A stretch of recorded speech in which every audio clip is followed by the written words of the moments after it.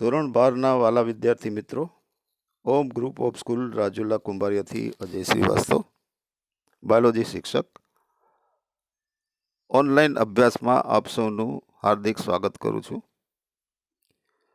અગાઉ દિવાળી વેકેશન પહેલાં આપણે જે પણ સિલેબસ કર્યો એમાં બાકીનો જે અભ્યાસક્રમ બાકી રહી ગયો છે એની આપણે આજે લેસન નંબર 5 ત્યારથી શરૂઆત કરીએ. એટલે લેસન નંબર 5 એટલે કે આનુવાંશિકતા અને ભિન્નતાના સિદ્ધાંતો. ક્યારેક તમને આશ્ચર્ય થયું હશે કે હાથી શા માટે હંમેશા હાથીના બચ્ચાને જેમ જ જન્મ આપે છે. આ એક આનુવંશિક લાક્ષણિકતા છે કે હાથી છે એના બચ્ચાને જન્મ આપે એટલે એ આબેહૂબ હાથીના બચ્ચા જેવું જ હોય. તો પ્રશ્ન એ થાય કે કોઈ અન્ય પ્રાણીને તે કે જન્મ કેમ આપતો નથી, અથવા કેરીના ગોટલા એટલે જેને આપણે બીજ તરીકે ઓળખીએ છીએ કે કેરીની ગોટલી એને જમીનમાં તમે દાટી દો કે તો એમાંથી આંબો જ ઉગશે, પરંતુ બીજી કોઈ વનસ્પતિ કેમ ઉગતી નથી, આવા મનમાં આપણને ક્યારેક ખ્યાલ આવે. તો સંતતિ તેમના પિતૃઓને મળતી આવતી હોય છે. આ એક પ્રશ્ન છે કે સંતતિ તેમના પિતૃઓને મળતી આવતી હોય છે, અથવા શું તે કેટલાક લક્ષણોમાં ભિન્નતા એટલે કે જુદાપણું દર્શાવે છે. શું તમને ક્યારે પણ આશ્ચર્ય થયું છે કે સગા ભાઈ બહેન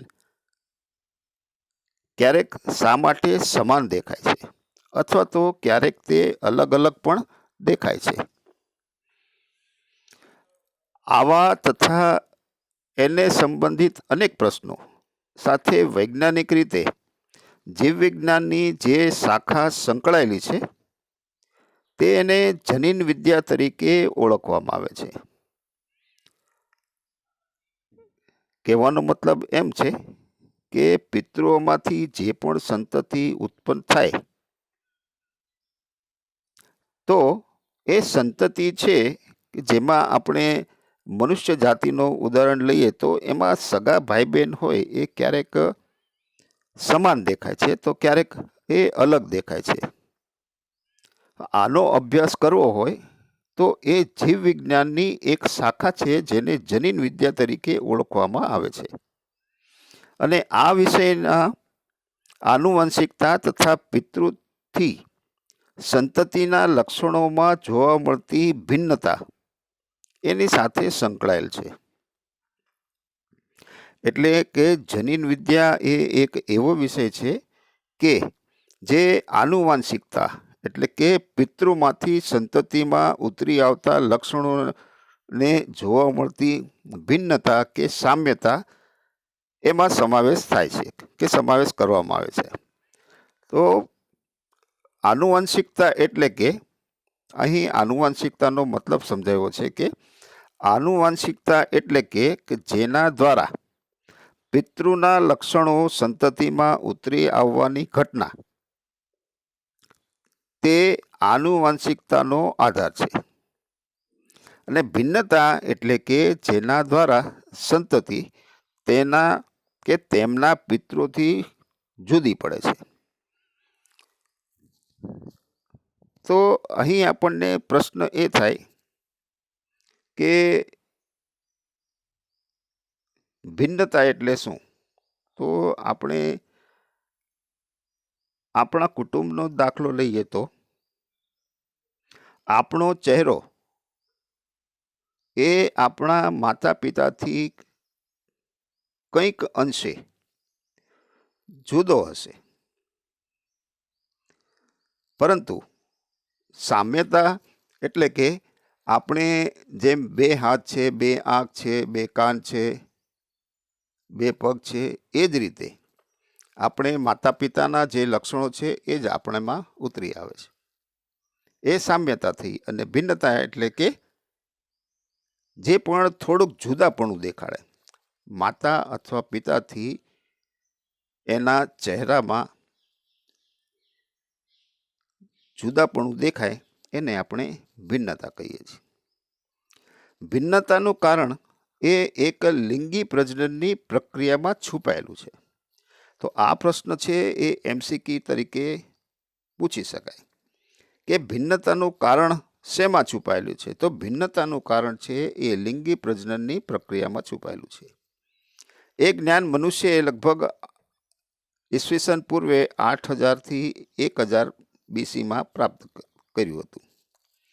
તેમણે વનસ્પતિ અને પ્રાણીઓની પ્રકૃતિમાં ઉપસ્થિત વન્ય વસ્તીનો લાભ લીધો. એટલે કે જે તે વૈજ્ઞાનિકે આ આનુવંશિકતાની અને ભિન્નતાના સિદ્ધાંતનો જે સિદ્ધાંત છે એ શોધી કાઢ્યો. એની માટે એણે વનસ્પતિ અને પ્રાણી એ પ્રકૃતિમાં ઉપસ્થિત વન્ય વસ્તીનો લાભ લીધો કે એનો ઉપયોગ કર્યો અને લાભદાયક લક્ષણોવાળા સજીવોની પસંદગી કરી તેમનું પ્રજનન કરાવ્યું તથા તેઓના ઈચ્છિત લક્ષણોવાળા સજીવો પ્રાપ્ત કર્યા. ઉદાહરણ તરીકે કૃત્રિમ પસંદગી અને પાલતુ બનાવેલી આદિ એટલે કે પૂર્વજ વન્ય ગાયોમાંથી બનાવેલી ભારતીય જાતોથી આપણે ખૂબ જ સારી રીતે પરિચિત છીએ. એટલે આ જે સેન્ટેન્સ આપ્યું કે કૃત્રિમ પસંદગી અને પાલતુ બનાવેલી આદિ વન્ય ગાયોમાંથી બનાવેલી ભારતીય જાતો જેનાથી આપણે પરિચિત છીએ. તો એ શબ્દ છે કે એ સેન્ટેન્સ છે થોડુંક અટપટું છે. એના માટે અહીં એક ઉદાહરણ આપ્યું છે કે તમે પંજાબની સાહીવાલ ગાય જુઓ. આપણે એ માનવું પડશે કે આપણા પૂર્વજોને લક્ષણોનું વારસાગમન અને ભિન્નતાનું જ્ઞાન હતું, પરંતુ આ ઘટનાઓના વૈજ્ઞાનિક આધારના સંદર્ભે ખૂબ જ ઓછી જાણકારી હતી.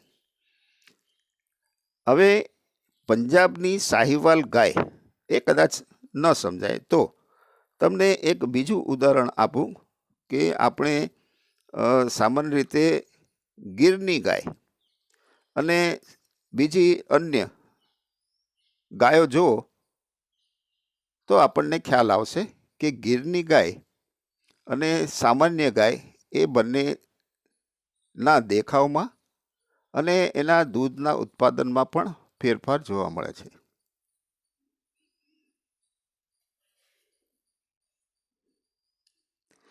કહેવાનો મતલબ એમ છે કે આપણા જે પૂર્વજો હતા એ લોકો પાસે વૈજ્ઞાનિક આધાર સંદર્ભે જાણકારી એટલે કે વૈજ્ઞાનિક જાણકારી થોડીક ઓછી હતી, પરંતુ તેઓને પાસે થોડુંક વારસાગમન બાબતનું નોલેજ તો હતું જ. હવે આપણે આ આનુવંશિકતા અને ભિન્નતાના સિદ્ધાંતને આગળ વધારીએ કે જેમાં સૌથી વધારે મહત્વનો ફાળો એ મેન્ડલ નામના વૈજ્ઞાનિકે આપ્યો. તો મેન્ડલના આનુવંશિકતાના નિયમો છે કે જે આ આનુવંશિકતા અને ભિન્નતાના સિદ્ધાંતો ઉપર કામ કરે છે. તો 19મી સદીના મધ્યમાં આનુવંશિકતાને સમજવા માટે પ્રગતિ થઈ શકી.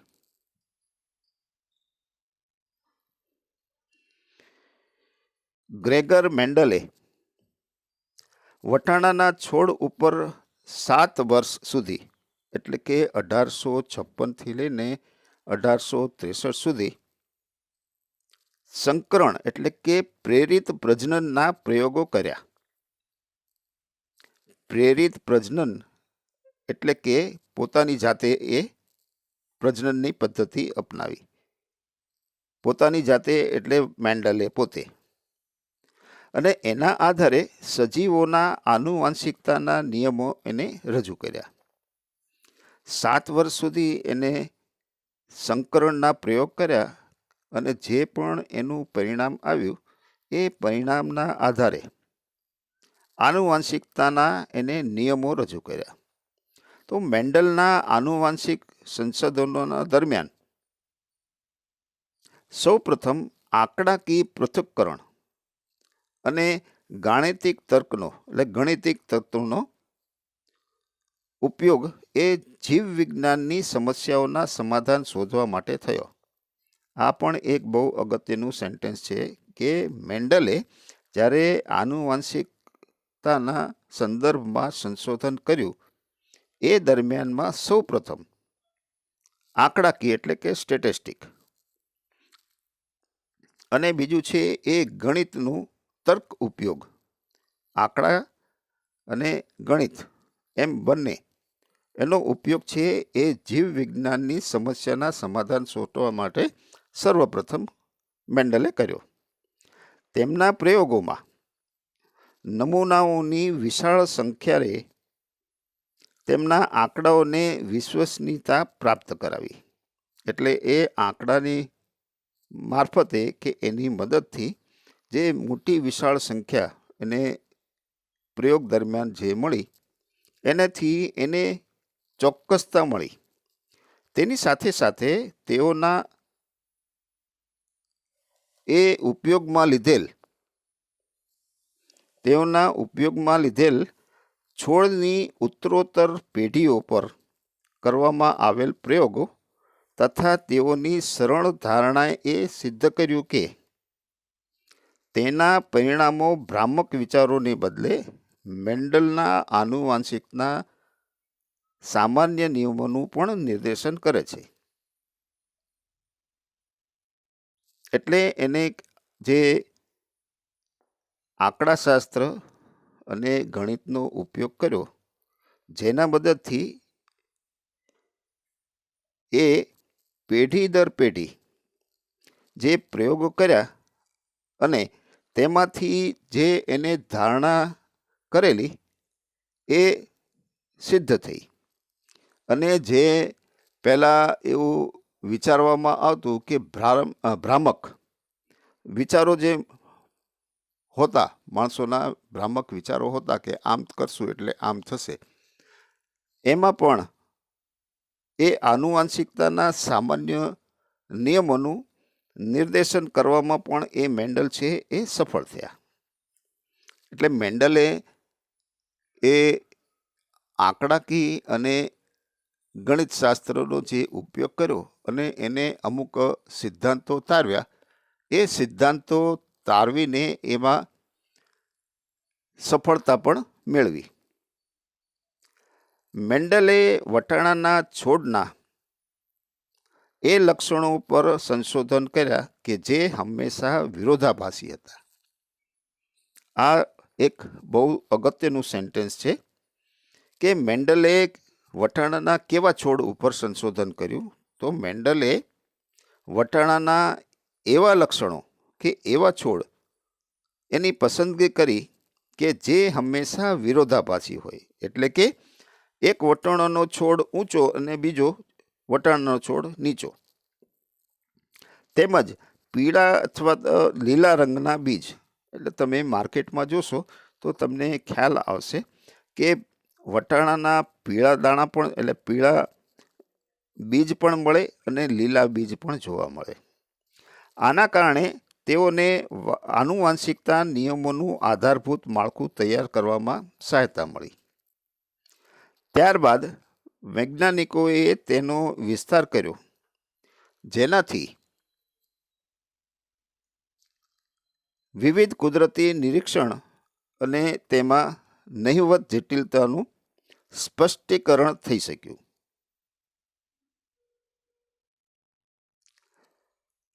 આ મેન્ડલ દ્વારા વિરોધાભાસી લક્ષણોને આધારે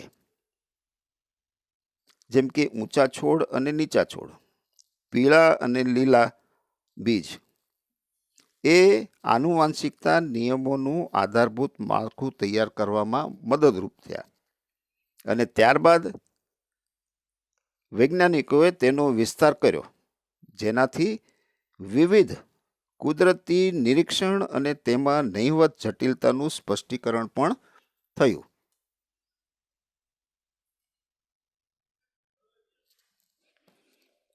મેન્ડલે આવા અનેક શુદ્ધ સંવર્ધિત વંશક્રમ વટાણાની જાતને લઈને કૃત્રિમ પરાગનયન અથવા તો પરપરાગનયનના પ્રયોગો છે એ કર્યા.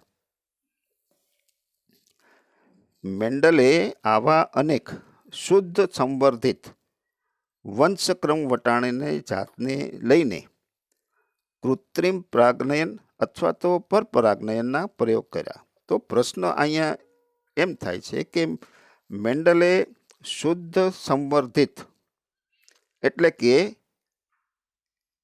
આજે આપણે આગળ જોયું કે ઊંચા છોડ અને નીચા છોડ. તો ઊંચા છોડનું કૃત્રિમ પરાગનયન કરો કે પરપરાગનયન કરો, એની અંદર હંમેશા ઊંચા જ છોડ ઉત્પન્ન થાય.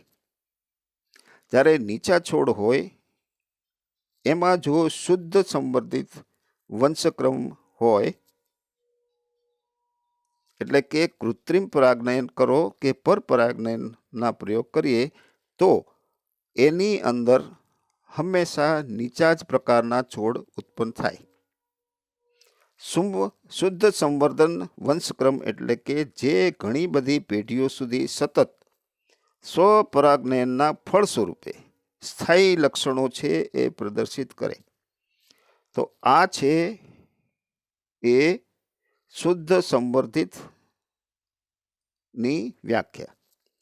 શુદ્ધ સંવર્ધિતની વ્યાખ્યા.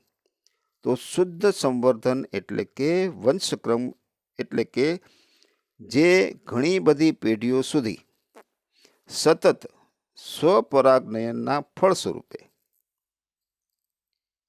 સ્થાયી લક્ષણો છે એ પ્રદર્શિત કરી. એટલે હમણાં જ મેં આપને કહ્યું કે ઊંચા છોડ હોય એની પેઢી દર પેઢી સ્વપરાગનયન હોય કે કૃત્રિમ પરાગનયન હોય કે પરપરાગનયન હોય, એના દ્વારા જે પણ એની અંદર લક્ષણો સ્થાપિત થયા, એટલે કે ફક્ત એની અંદર ઊંચાઈવાળા છોડ ઉત્પન્ન થયા જે દેખાઈ આવે, તો એને આપણે કહીએ શુદ્ધ સંવર્ધિત. મેન્ડલે 14 એવા શુદ્ધ સંવર્ધિત વટાણાની જાતને પસંદગી કરી, જે કોઈ એક લક્ષણને બાદ કરતા અન્ય લક્ષણોમાં સામાન્ય હતા કે સમાન હતા, એટલે એકબીજા જેવા હતા. તેમાંના પસંદ કરેલા કેટલાક વિરોધાભાસી લક્ષણો એટલે કે ગોળ અને ખરબચડા બીજ. તો તમે પુસ્તકમાં આપેલી આકૃતિ તરફ નજર કરો, આકૃતિ નંબર 5.1, કે જેમાં મેન્ડલ દ્વારા વટાણાના છોડ પર અભ્યાસ કરવામાં આવેલા 7 વિરોધાભાસી લક્ષણો જોવા મળે છે. જો એમાં આપણે ઉપરથી શરૂઆત કરીએ તો બીજનો આકાર. તો બીજનો આકાર છે એ ગોળ અને એનો વિરોધાભાસી છે એ ખરબચડો. ત્યારબાદ જો આપણે બીજનો રંગ જોઈએ તો એકનો બીજ છે બીજનો રંગ છે એ પીળો છે, જ્યારે બીજું છે એ લીલા કલરનો વટાણાનું બીજ છે. એ જ રીતે જો આપણે એના પુષ્પની સરખામણી કરીએ તો જે પીળા રંગના વટાણાના બીજ છે એના પુષ્પનો રંગ છે એ જાંબલી છે. જાંબલીનો વિરુદ્ધ છે એ સફેદ દર્શાવેલું છે. એટલે કે જે લીલા કલરના વટાણા છે એના પુષ્પનો રંગ છે એ સફેદ છે. હવે એની જે શીંગ છે એ શીંગનો જો આકાર આપણે જોઈએ તો જે પીળા કલરના બીજ છે પીળા કલરના વટાણાના બીજ છે એની સિંગનો આકાર છે એ ફૂલેલો જોવા મળશે, જ્યારે લીલા રંગના વટાણા છે એનો સિંગનો આકાર છે એ સંકુચિત જોવા મળશે. એ જ રીતે એની સિંગનો રંગ છે એ પણ લીલો અને લીલા રંગના વટાણા છે એનો પીળો દર્શાવેલો છે. હવે એના પુષ્પનું સ્થાન જોઈએ તો જે પીળા રંગના વટાણા છે એ કક્ષીય એટલે પાંદડાની આજુબાજુમાંથી નીકળતું એ કક્ષા કહેવાય, કક્ષ કહેવાય, ત્યાંથી નીકળે છે એટલે એને કક્ષી કહેવાય. જ્યારે લીલા રંગના વટાણા છે એ એના ફૂલ કે કળી છે એ અગ્રભાગે આવે એટલે એને અગ્રીય પુષ્પનું સ્થાન કહેવામાં આવે છે. જ્યારે પ્રકાંડની કે છોડની લંબાઈ જોઈએ તો પીળા રંગના જે વટાણા છે એની ઊંચાઈ છે એ વધારે છે અને નીચા કદના છે એ લીલા રંગના વટાણા જોવા મળે છે. તો અહીં આપેલા આ કોષ્ટકને બરાબર ધ્યાનથી જોવું અને એને સમજવું, તેમજ કયા જુદા જુદા વિરોધાભાસી લક્ષણોનો મેન્ડલના સંશોધનમાં અભ્યાસ કરવામાં આવે છે કે સમાવેશ કરવામાં આવે છે એ યાદ રાખવું બહુ જરૂરી છે, જેના આધારે આ પ્રયોગો આપણે આરામથી કે સરળતાથી સમજી શકીએ. હવે મેન્ડલ દ્વારા કરવામાં આવેલ અભ્યાસ એ વટાણાના વિરોધાભાસી અભિવ્યક્તિઓ કે લક્ષણો કયા કયા છે તો અહીં 7 લક્ષણો આપેલા છે. પ્રકાંડની ઊંચાઈ અને નીચાઈ, પછી પુષ્પનો રંગ કેવો તો કે જાંબલી અને એનું વિરુદ્ધમાં સફેદ, પુષ્પનું સ્થાન કેવું તો કે કક્ષી અને અગ્રી, સિંગનો આકાર કેવો તો ફૂલેલી અને સંકુચિત, સિંગનો રંગ તો લીલો અને પીળો, બીજનો આકાર કેવો તો ગોળ અને ખરબચડો અને બીજનો રંગ તો પીળો અને લીલો. એમ મેન્ડલે પોતાના પ્રયોગમાં કરવામાં આવેલ વિરોધાભાસી લક્ષણો કે જેમાં એને એવા 7 લક્ષણો લીધા, જેમાં પ્રકાંડ, પુષ્પનો રંગ, પુષ્પનું સ્થાન, સિંગનો આકાર, સિંગનો રંગ, બીજનો આકાર અને બીજનો રંગ, એમ એને 7 લક્ષણો એના અભ્યાસમાં સમાવેશ કર્યો. એના ઉપર એને આ આનુવાંશિકતા અને ભિન્નતાના સિદ્ધાંતનો અભ્યાસ કર્યો અને ત્યારબાદ એને અમુક એના તારણથી નિયમો શોધી કાઢ્યા. આજે આપણે અહીં વિરામ લેશું. આવતીકાલે આપણે આગળ એક સંકરણનો પ્રયોગ એનો અભ્યાસ કરીશું.